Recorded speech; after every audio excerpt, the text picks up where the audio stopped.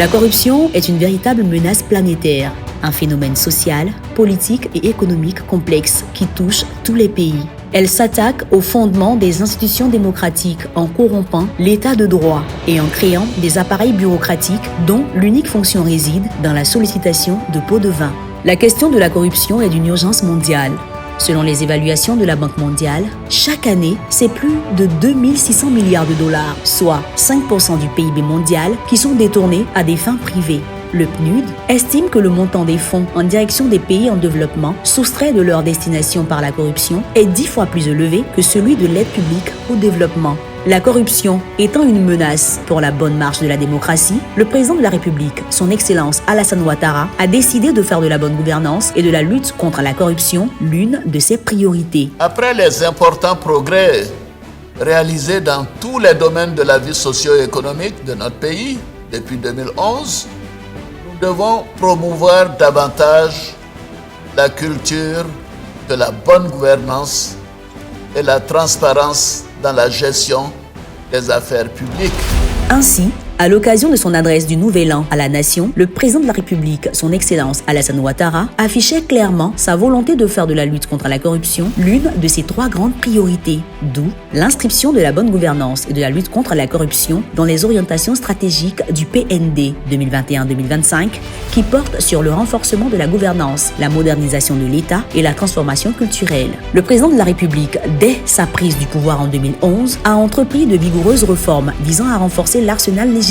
et institutionnel en matière de lutte contre la corruption. Il s'agit notamment de la ratification de la Convention de l'Union africaine sur la prévention et la lutte contre la corruption, la ratification de la Convention des Nations Unies contre la corruption en 2012, l'adoption de l'ordonnance numéro 2013-661 fixant les attributions, la composition, l'organisation et le fonctionnement de la HABG en 2013, l'adhésion de la Côte d'Ivoire au mécanisme d'évaluation par les pairs, MAEP, et à l'Open Government Partnership, OGP, en 2015, l'adoption de la loi numéro 2016-992 du 14 novembre 2016 relative à la lutte contre le blanchiment de capitaux et le financement du terrorisme, l'adoption de l'ordonnance numéro 2013-660 du 20 septembre 2013 relative à la prévention et à la lutte contre la corruption et les infractions assimilées telles que modifiées par les ordonnances numéro 2016-176 du 24 mars 2015, numéro 2018-25 du 17 janvier 2018, la ratification en 2022 du protocole de la CEDEAO sur la démocratie et la bonne gouvernance. Sur le plan institutionnel et opérationnel, l'État ivoirien a également mis en place une pluralité d'institutions compétentes dans différents domaines pour prévenir, lutter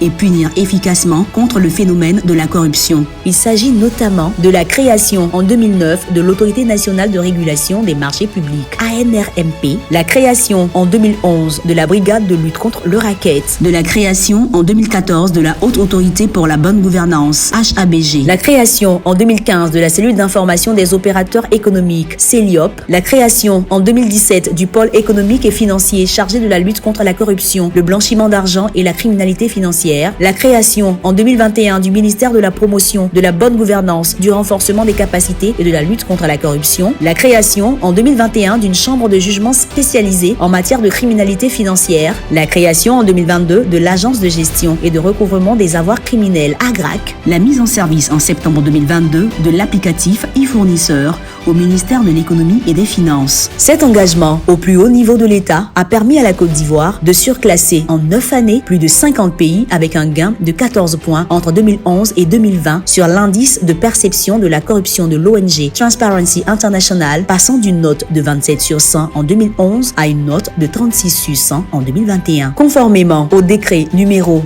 2022-301 du 4 mai 2022 portant attribution des membres du gouvernement, la mission assignée au ministère de la promotion de la bonne gouvernance et de la lutte contre la corruption est la mise en œuvre et le suivi de la politique du gouvernement en matière de promotion de bonne gouvernance et de lutte contre la corruption. Piloté par le ministre Epiphane Balo-Zoro, ce département ministériel s'est doté d'un plan stratégique 2022-2025 dont la vision stratégique est « La Côte d'Ivoire devient un pays où l'intégrité est la norme et la corruption est réduite structurellement ». Structuré autour de 5 axes stratégiques, ce plan a pour objectif de contribuer à la moralisation de la société ivoirienne et à l'amélioration de la performance de l'économie. Le ministère a élaboré un plan national de formation à l'endroit des acteurs publics et privés, ainsi que des organisations de la société civile, suite à 9 ateliers de co-construction sur la bonne gouvernance, la lutte contre la corruption et le leadership par les valeurs. À l'occasion de la Journée africaine de lutte contre la corruption, le Premier ministre, chef du gouvernement, son Excellence Patrick Hachi, a lancé pour la première fois en Côte d'Ivoire le système de prévention et de détection des actes de corruption et infractions assimilées Spacia, qui intègre une plateforme web www.spacia.gouv.ci, un numéro vert le 1345 et un bureau de plainte physique. Spacia permet aux populations, quelle que soit leur situation sociale et géographique, de dénoncer de bonne foi des actes de corruption tout en gardant l'anonymat. La mise en place d'une plateforme des journalistes d'investigation en matière de bonne gouvernance afin de participer à la prévention et la lutte contre la corruption conformément à l'ordonnance 2013-660 du 20 septembre 2013 vient renforcer la participation citoyenne dans la lutte et la prévention contre la corruption. Les opérations de vérification dans les secteurs alertés qui se sont soldées par la mise en cause, l'interpellation, la suspension et la radiation de certains responsables, fonctionnaires et agents de l'État dans divers secteurs de l'administration publique ont créé un climat de stress généralisé. Plusieurs campagnes de sensibilisation et de communication afin d'impliquer davantage l'ensemble des populations se sont déroulées sur l'ensemble du territoire national,